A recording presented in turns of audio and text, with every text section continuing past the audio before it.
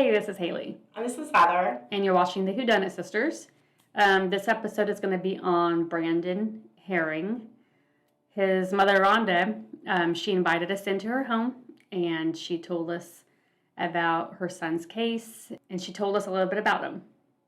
You want to know what kind of child Brandon was. Brandon was a very intelligent, caring, loving young man. As a baby, spoiled as always, but he had a big heart. And he was really concerned about, I say concerned, he just loved loving folks. Wanted everybody to be loved.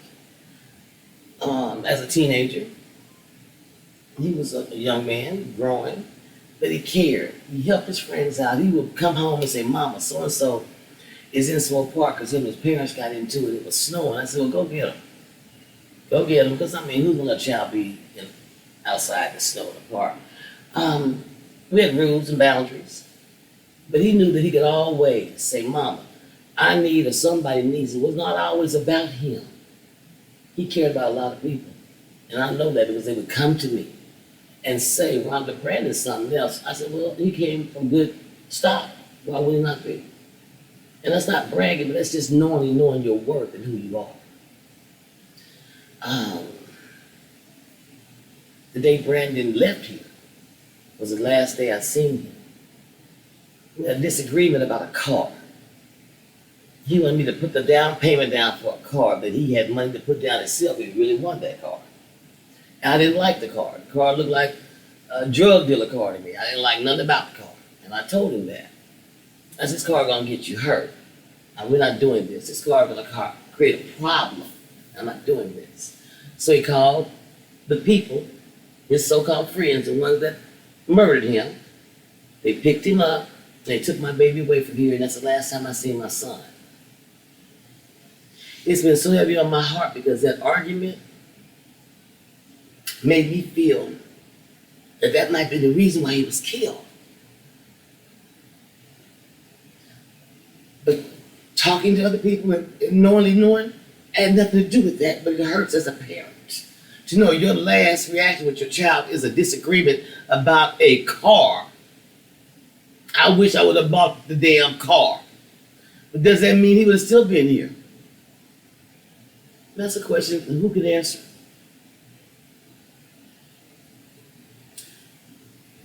I have a problem with not getting any answers from my son's murder.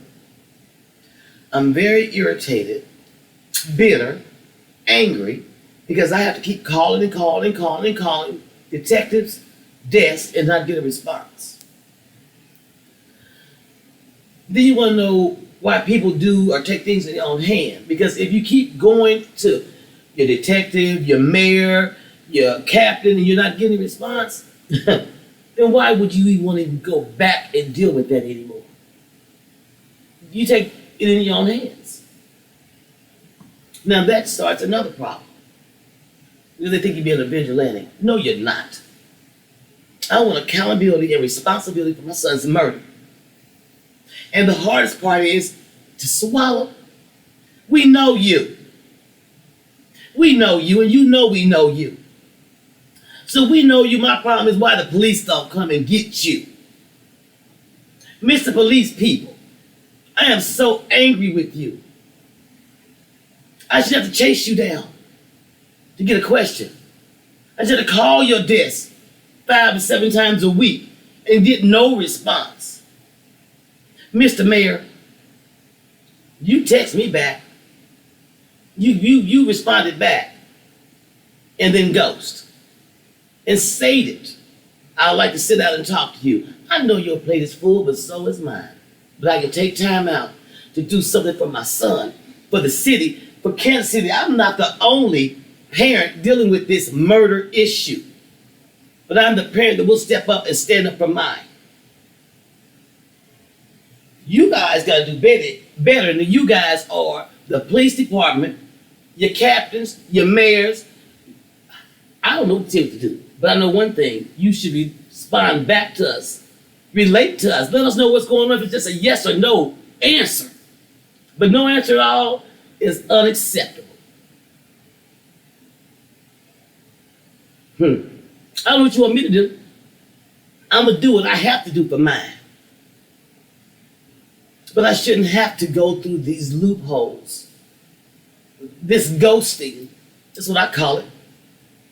When you heard my message on your voicemail, because I know you check it eventually, and no response. Thank you. Really. No snitch. They don't have to snitch, because you're not going to do nothing anyway. But let me tell you all out there talking about don't snitch. If you was walking in these shoes, it happened to you, you'd want somebody to say something. Believe me, you would. So don't wait till that day comes for you to open up your mouth, because someone may not open their mouth up for you. No snitch. Those that know me know that I feel deeply about this. I don't change. It doesn't change. And I'm not going to stop till I get justice. I deserve it. So does his son, his family. See, these murders don't stop with just a parent. You dealing with cousins, nieces, nephews, uncles, grandmas. You didn't just hurt me, you hurt the entire family. You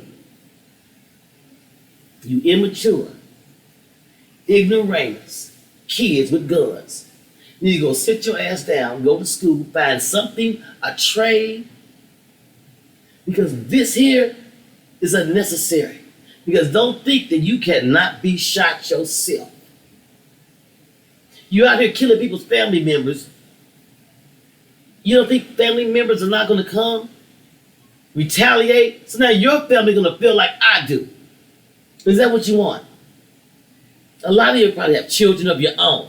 So you want your kids to be fatherless, right? Because your ignorant ass wasn't thinking at the time you pulled that trigger. Enough is enough. I really don't know what else to say. Stay safe out here. Pay attention to your business. Everybody that states that your friend is not your friend. Keep people in a social status. Keep people in maybe so. Stay cordial, because everyone is not worth your time and especially your life. Holla.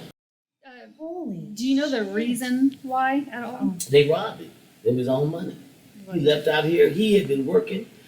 I matched his money. I said, Brandon, you want something? What you get, Mama, match you. I had to cash a 401k to match it. Came 15 grand, he had 50. He worked at Safe Light. And I seen him run back in the house to get his bag. And I was like, don't take that money out here, Brandon. You don't need to take that with you. He did. And they robbed my baby. I called my son. He answered the phone, and he was whispering. And in my gut, I said, do you need me? He said, Mama, I love you. I said, Brandon, do you need me? He said, Mama, I love you. And when that phone went dead, they put my baby's phone in airplane mode. I never heard my baby no more for damn this 45 damn days. This is not fair. I shouldn't have to feel like this. But I know I'm not the only one, but right now I'm talking about me. I'm talking about my kid right now. Because people, I am emotional. I should be able to cry. You're fine. But I shouldn't be able to have to cry because my baby was being murdered by some irresponsible kids. That's why you gotta love each other every day, because you never know. You never know. People may come from car wrecks, come from murder, come from heart attacks, but you never expect for your child to be murdered by your so-called partners, your friends, that has slept in your house and ate at your table, went to school together, been through my daycare. Just heartless. Don't give a damn. We gotta do better for our children. We must. And when I say do better, we gotta raise sand with whomever we need to. City council, your mayor, the police department, your detective. You don't give up. Don't give up. I'm not. I gotta go. So, as you all just saw, Brandon and his mother had a little argument about a car that he was wanting because he was searching for a car, and she didn't like the one that he picked out. She thought it looked like a drug dealer's car, so she didn't want to put the down payment on the car, and she told him that if you really want it, that you had enough money that you could put the down payment on the car. That was the last time she saw him, and his so-called friends came and picked him up, and they then talked a little on the phone, exchanged I love yous, and she said that she just had this gut feeling that something was wrong, like almost probably like a mother's intuition that something wasn't right. And that was the last she actually heard from him. He was then found in January by the Runyon's family. As everyone knows, I'm sure that they were searching for their daughter, and they found Brandon in a creek bed off of 63rd with debris on top of him. That's from what I read. So. And he was ID'd by his tattoo on his arm. The rose tattoo. Right. Right. Rhonda is a remarkable person. Mm-hmm. She started a nonprofit company in Brandon's name called McBear, where she collects school supplies and underwear, uniforms. They do backpacks for students, and we'll have information at the end with the Cash App for it in case you'd like to help. I know I want to help. She also prints out the applications for Pell Grants, and she gives them to like the kids in the neighborhood, and then lets them know that she will help them fill it out, and the parents help them fill it out. She passes out food on Fridays, passes out water. We need more people like Rhonda. We do. We do need more people like Rhonda, and she, meeting her, you just you felt like you were home. Yeah, honestly, and right. It's I'll be talking about Rhonda for a while now. She is someone you just are so happy to know in your life. Right. I mean, she's been through hell and back, just like all the other people we talked to. Right, but right. There's just more involved with her than just that. So she's been through it all, and she's came out standing a voice to reckon with. Rhonda knows the people responsible for Brandon's death. She has known these people since they were kids. In her daycare, at her kitchen table, right. She's fed them. So, like she says, I mean, you keep your friends close, your enemies closer. And even though you don't know sometimes, you don't know the jealousy that some of these kids or people feel. You have no idea. So his friends robbed him. She called him up. He's just like, I love you, Mama. And she knew something was wrong. Mother's intuition right? is strong. She picked up on that. And I'm not a detective, but I really think where he was found is where he was killed execution there. Style, probably. Rhonda even mentioned that the police haven't called in the friends that last worked with Brandon. So they never questioned anybody. That they wouldn't even talk to the people that he was last with. I can't imagine what it's like knowing who killed your son and the police not doing anything about it. And it's like that with the Grandview. It's like that with all these different cases. It's frustrating, and they just need the community to help by the people who know what happened turning them in. Mm-hmm. Just like she said, this no snitching thing, if it was your family, you would want someone to say something. I would. The family is the advocate. That the police aren't doing enough. That they just want the police to just get back with them when they are asking them to. Just to even say that they don't have anything, it's just frustrating for them that they're just not getting even a phone call. To them, it's like they don't care. You don't care. So. Or they're not investigating. The police aren't doing the work. It's the families doing all the work. And so the whodunit, it's pretty easy. Without mentioning names, we know who done it. We You do. know who done it. Yeah. Yeah.